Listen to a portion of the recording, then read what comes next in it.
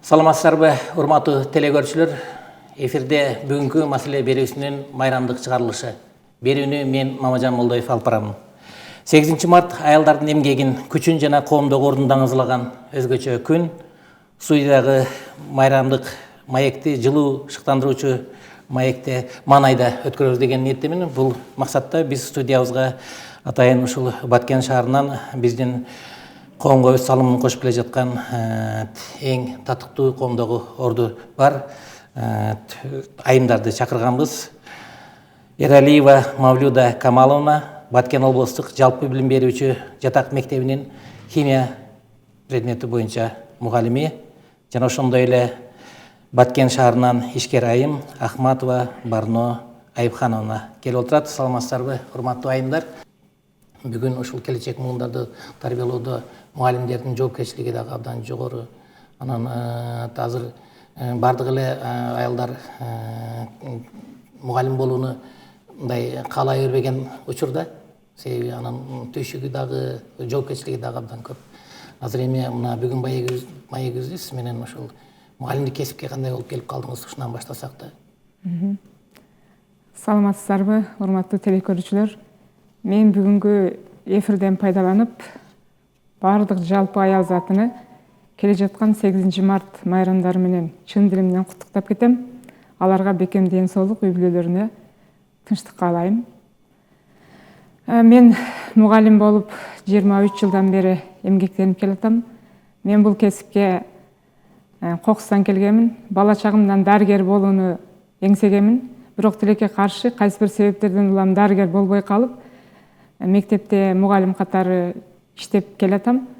Мен иштеген күндөрүмдө мугалим болгонума эч өкүнгөн жокмун. Ушул 23 жыл аралыгында жаштарга билим тарбия берүүдө өзүмдүн колумдан келишинче аракетимди жасап келатам. Бүгүнкү күндө ушул окуучулар менен иштөөдө сизди эмне көбүрөөк шыктандырат?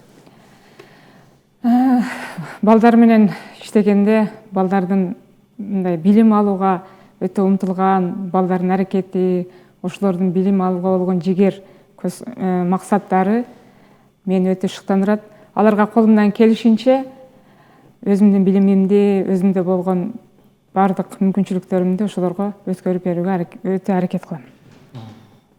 Мына 25 жылдан бери иштеп келеткенсиз, алгач ошол дарыгерлик кесипти тандап алып, азыр эми мына мугалимдик болуп өкүнбөйсүзбү? Жок. Дарыгер болбой, мугалим болуп калганыма эч өкүнгөн жокмун. Мен химия сабагынан сабак берем. Өзүм дарыгер болбой калсам дагы көптөгөн окуучулардын, көптөгөн балдар кыздардын дарыгер болуп бүгүнкү күндө элибизге ак кызмат өтөп жүрүүсүнө себепчи болуп жүрөм. Болдум деп ойлойм. Жакшы, мына бүгүнкү күндө балдарды тарбиялоо, аларга татыктуу билим берүүдө, аларга мындай шык дем берүү дагы абдан өзгөчө чеберчиликти талап кылат да мугалимденчи. Сиз кандай кылып ошо өзүңүздүн окуучуларга шык дем бересиз да? Балдарга мен көбүнчө билимдүү бала эртеңки күнү өзүнүн жашоосунда эч качан кыйналбастыгына кайра айтып келем. Анан бүгүнкү күндө билимдүү болуп, дүйнөнү багындырып, билим менен эч кандай жашоодо кыйналбай, өзүнүн ордун таап келаткан инсандар жөнүндө өтө көптөгөн өзүмдүн билгендеримди айтып, балдарды шыктандырганга аракет кылам. Жакшы, биз менен дагы азыр маектешебиз. Мына Барно Айыпхановна, сизди дагы маекке кошсок, мына өзүңүз жөнүндө айтып берсеңиз, бүгүнкү күндө аялдардын ошол иштебеген тармагы жок. Экономика тармагында аялдар өзгөчө ийгилик жаратып жаткандыгы дагы абдан кубандырат. Сиз мына бүгүн ишкердүүлүк кесибине кандай келип калдыңыз? Эмне кесип аркалайсыз, ушул боюнча айтып берсеңиз. Саламатсыздарбы, урматтуу телекөрүүчүлөр. Мен өзү кесибим медицина тармагында Баткен облустук кан борборунда лаборант болуп иштеймин. Андан сырткары ошол жеке ишкерликте алектенип жүрөмүн. Жеке ишкерликке келгендин биринчи бул себеби бул мен өзү эже айткандай жаш кезимден дагы башкача идеяларга мындай кызыгып бир нерсени өндүрүү мындай максатым болчу. Ошол максатка азыркы учурда жетип отурам десем жаңылбайм. Демек жаш кездеги өзүңүздүн ошол максатыңыз сизге ушул ишкер болууга түрткү болуптур да? ооба. Эми ишкердүүлүктүн кандай өзгөчөлүктөрүнү бүгүнкү күндө өздөштүрүп атасыз? Эмнеси менен сизге ушул дем шык берүүдө ишкердүүлүк? Ишкердүүлүк бул негизи абдан кандай десем татаал иш деп айтсам жаңылбайм. Өзгөчө аялдарга кандай десем биз аялдар мындай өтө назик, алсыз көрүнгөнүбүз менен ичибизде мындай чоң күч бар да. Ошол күчтү биз баягы туура колдонуп, туура максатка алып барсак, анан жакындарыбыздын колдоосу болсо, мындай аял кишиден сөзсүз бир нерсе чыгат экен деп мындай ынанып калдымчы өзүмдөн. Азыркы учурда биз үй бүлөлүк бизнес десем болот. Жолдошум экөөбүз ушул Баткен шаарына жайгашкан Барно кофейнясыны эме кылып келебиз, иштетип келебиз. Андан сырткары ушул Баткендин бренди болгон Айгүл печеньясыны Баткендин бир четинде туруп алып, дүйнө жүзүнө мындай жеткирип жатабыз. Абдан жакшы экен. Негизи эле мына бүгүнкү күндө ушул өзүңүздөр ар бириңиздер өзүңүздөрдүн тармагыңыздарда ийгилик жараткан айым катары биз сиздерди билебиз. Анан ошол ийгилик жаратууда эң негизги адамда кандай сапаттар болуш керек? Сиздерде кандай сапаттар бар ушул ийгиликти жаратууда? Ийгилик жаратууда адамда эң негизгиси эмгекчилдик болуш керек. Алдынан чыккан кыйынчылыктардан эч коркпостон мен ийгилик жарата алам деген ишенич менен жумушту жасай бериш керек. Негизгиси эмгек. Абдан жакшы экен. Барнайым сизде. Жеке ишкерлик тармагында айтып кетсем, бул жакта дисциплина. Эң биринчи орунда дисциплина. Убакытты туура пайдалануу. Биз үчүн убакыт бул өтө эле баягындай эме да. Бир күн убакытта деле көп нерсеге жетишкен аракет кылабыз да, ошону туура пайдаланайлык деп. Жеке ишкерликте бир күндү сен туура эмес түшкө чейин уктап койсоң, уже ал күн биз үчүн жок күн деп эсептейбиз да. Эртең менен бизнесмендердин сааты саат 4:30 5-те эме башталган болсо, бизги деле ошо дисциплинага түшкөнбүз. Эртең мененки таңды сөзсүз түрдө саат 5-тен баштайбыз. Ушул биринчи орунду дисциплинага койгонбуз, анан эмгекчилдик экинчи орунда.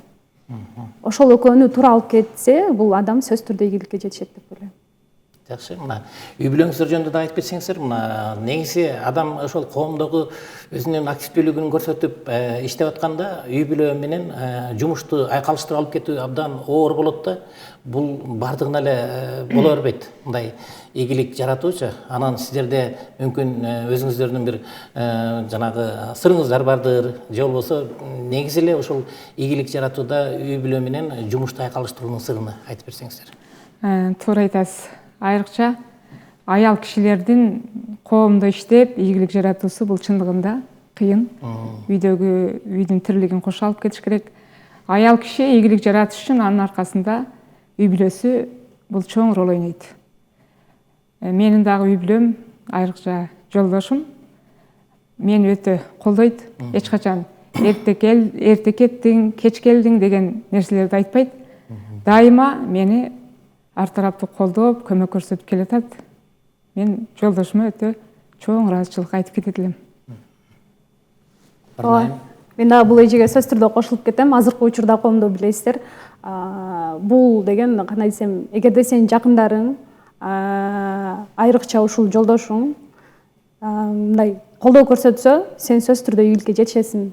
Анан адам өзүдө деле мындай эме болуш керек да, мындай эмгекчилдик эмеси болуш керек деп ойлойм да. Жакындардын колдоосу бул аял кишиге биринчи орунда турат. Алар колдоо көрсөтсө, сөзсүз түрдө аял киши ийгиликтердин ту чокусуну багындырып, ошол эле үй бүлөгө салым кошо алат. Азыр жаштарды көбүнчө билесиздер, кандай десем, бири-бириге мындай кандай десем, көбүнчө поддержка берип кетишеттер да. Мурдагы муундарга караганда азыркы жаштардын стереотип ою деп койсок болот. Алар бири-бирине мындай өтө эле колдоосу жакшы. Мен ойлойм, келечекте Кыргызстандагы жаштар бул чоң бизнесмендер, чоң ийгиликтүү жаратуучу үй бүлөлөр келечекте бизде Кыргызстанда бар деп ишенем. Жакшы экен, аябай. Эми мына ошол тарбия багытында, билим берүү тармагында, анан ишкердүүлүк тармагында иштеп келесиздер. Бүгүнкү күндө коомдо болуп жаткан нерседен дагы сырткары эмессиздер деп ойлойм да. Бүгүнкү күндө ушул коомдо аялдарга карата зордук зомбулук, балдарга карата зордук зомбулук маселелери болуп жаралып келатат. Үй бүлөлүк араздашуулар маселелери. Бул боюнча кандай оюңуздар бар? Ушул боюнча сиздерди эмне көбүрөөк тынчсыздандырат? Туура айтасыз. Акыркы күндөрдө биздин өлкөдө аялдарга карата зордук зомбулук өтө күч алып баратат, болуп эле келатат. Бул нерсе бардык коомчулукту өтө өкүндүрөт. Эми буга биз анын себептерин аныктап, мунун көйгөйлөрүн чечпесек, алдыбызда бир чоң коркунуч турат деген бир коркуу сезими бар да. Ар бир эле кыргыз жаранда ушул коркуу сезими бар. Ушулордун катарында мен да өтө ойлоном, эмне үчүн мындай, эмне үчүн ушунчалык биздин кыргыз мырзалары үйдөгү аялга мынчалык зордук зомбулук көрсөтүп атат, мунун себеби эмнеде, бул кайдан келип атат, муну кантип жоебуз деген нерсе мени да өтө өкүндүрүп келет. Барнайым, сиз үй бүлөлүк баалуулуктарга бүгүнкү күндө өзгөрүп жаткандыгын айтып жатасыз. Ошол эле учурда жаштардын азыркы учурда бири-бирине баягы колдоп жаткандыгын абдан белгилеп кеттиңиз да. Бул канчалык бүгүнкү күндө өтө маанилүү да? Бул бүгүнкү күндө абдан чоң маанилүү, себеп дегенде келечек муун. Бул өздөрүнүн балдарына келечекте жакшы тарбия берет демекчимин. Бардык нерсе үй бүлөдөн, анан тарбиядан башталат. Үй бүлөдө азыркы жаштар эң бизди кубандырган нерсеси азыркы жаштардын бул билимге умтулганы. Демек билимдүү адам болсо, бул билимдүү бала чыгат үйдөн. Демек ал жаман жолго келечекте барбайт деп ишенебиз. Азыркы жаштар көбүнчөсү ушундай эми түзөт. Жакшы, мына билим гана бербестен бүгүнкү күндө мектепте окуучуларга үй бүлөлүк баалуулуктар боюнча дагы айтып бересиздер да, талим тарбия дагы айтылып келесиз. Анан эми баягы кыргызча сөз бар, аял жакшы, эр жакшы дегенче. Анан аял затына таандык болгон ошол асыл сапаттарды кыздарга кандай кылып жеткиресиз? Мына өзүңүздүн окуучу кыздарыңызга мектепте кандай кеңеш берет элеңиз аларга? Эми бизде ар бир класста үзгүлтүксүз тарбиялык сааттар өтүлүп турат.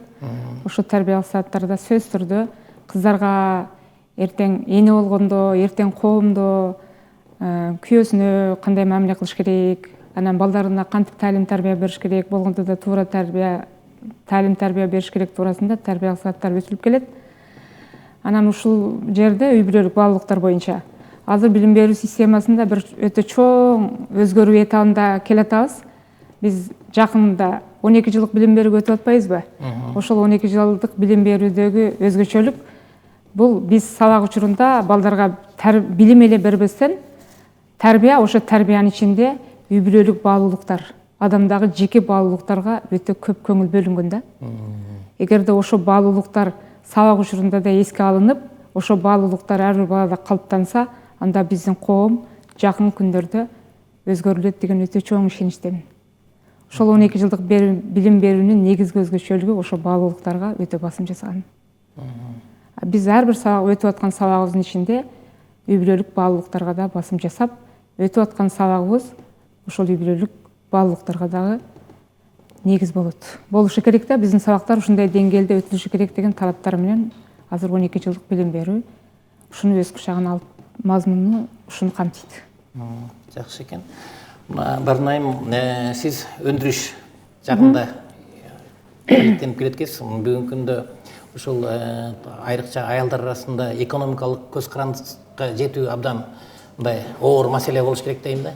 Анан кандай кеңеш берет элеңиз бүгүнкү күндө ушул аялдар коомдо активдүү болуусу үчүн, ал өзүнүн ошол экономикалык маселелерине көз карандыкка жетүүсү үчүн эмне аракеттерге көбүрөөк маани бериш керек да? Биринчи аракеттерге бул билимге, анан акчага болгон жанагы эмени, акчага болгон эмнени деп койсом болот экен, акчага болгон туура мамилени деп айтсам болот. Сабаттуулук. Ооба, сабаттуулук. Бул сөз түрдө, эжекем айтып кеткендей, сөз түрдө бул мектептен башталат деп ойлойм.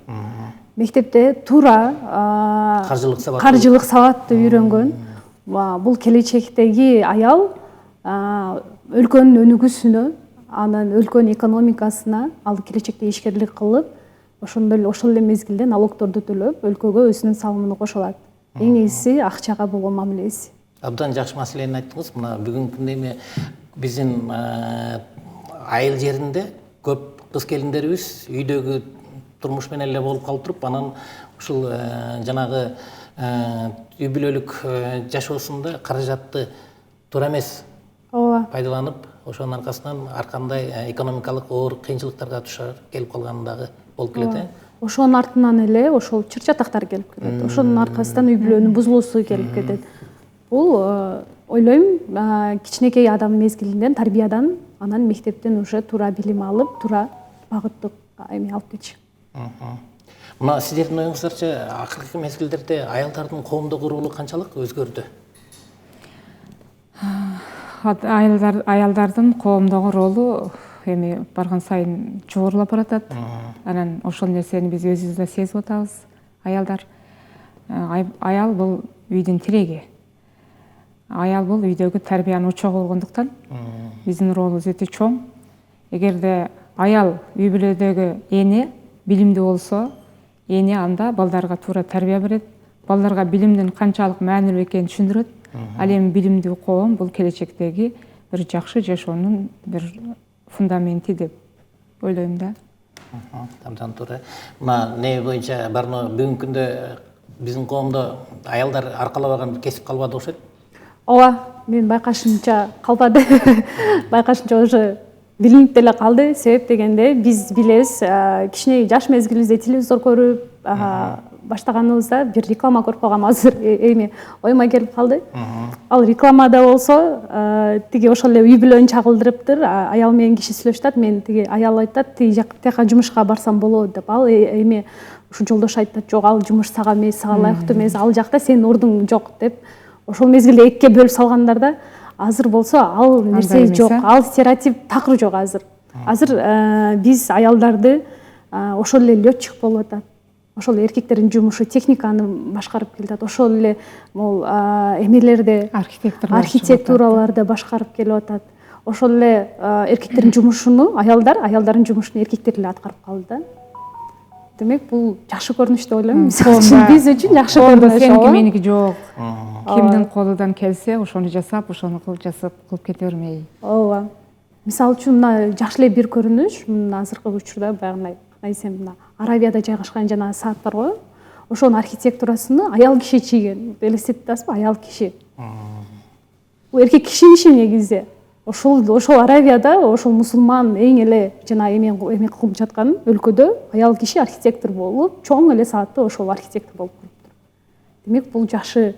Аялдар ошончолук күчтүү, ошончолук салымы жакшы экен деп ойлойбуз да. Жакшы. Демек бардык эле кесиптердин жынысы жок экен, аялдыкы же эркектики деп айтпайт турган эле болуп калыптыр азыркы күндө. Анан мына Баткен шаарында деле азыр көрүп жүрөбүз, такси айдагандардын арасында аял кишилер бар. Бүгүн курулушта жүрүшөт аялдарыбыз бардыгы. Мурда биз мугалим, дарыгерлердин арасында гана көрчү элек, азыр бардык тармактарда көрүп келгендигибиз абдан кубандырат. Бул дагы ошол аялдардын коомдо активдүүлүгүн жогорулап бара жаткандыгынын бир көрүнүшү деп айтсак болот да. Эми мына биз сиздер менен 8 март майрамына турабыз. Мына 8 март сиздер үчүн бул эмнени билдирет да, эмнени түшүндүрөт ушул? Бул майрам катары кабыл аласыздарбы, же болбосо сиздерге өзгөчө болгон бир мамиле болгон күн катары кабыл аласыздарбы? 8 март эмнени билдирет сиздер үчүн?